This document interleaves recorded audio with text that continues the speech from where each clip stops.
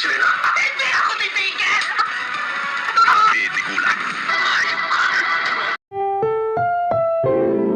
Ang programang ito ay rated SPG, striktong patnubay at gabay ng magulang ang kailangan. Uuwi nga si Marites. Gusto niya sanang patawarin si Rigor kapag humingi ito ng tawad at mangakong lalayuan si Lena. Ayaw kasi talaga ni Marites na masira ang kanyang pamilya. Ngunit taliwas sa kanyang inaasahan ng kanyang dadatnan dahil si Lena ang sumalubong sa kanya.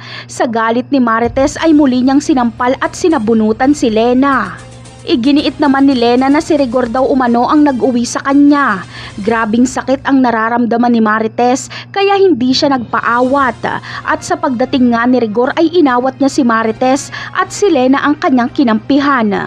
Dito ay galit na galit si Marites at sinabing hindi niya papatahimikin si Lena at Rigor. Ngunit sampal ang isinagot ni Rigor dito. Sa kauna-unahang pagkakataon ay napagbuhatan ng kamay ni Rigor si Marites. Gulat na gulat si Marites. Wala siyang magagawa kundi umalis na lang dahil hindi talaga siya ang pipiliin ni Rigor at buntis si Lena. Dito na magkakaroon ng tapang si Marites. Kakasuhan niya si Lena at Rigor. Pero sa ngayon ay hahanapin niya muna si Tanggol para makahingi siya ng tulong dito. Kaya si Tanggol ang magbibigay ng tirahan kay Marites.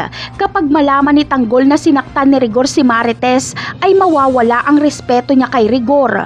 Susugurin at papatulan niya ito. Magsusuntukan ng mano-mano si Tanggol at Rigor.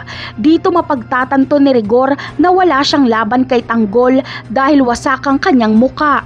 Manghihiram siya ng muka sa aso. Napakarami pa nating dapat abangan sa mga susunod na episode. Paalam!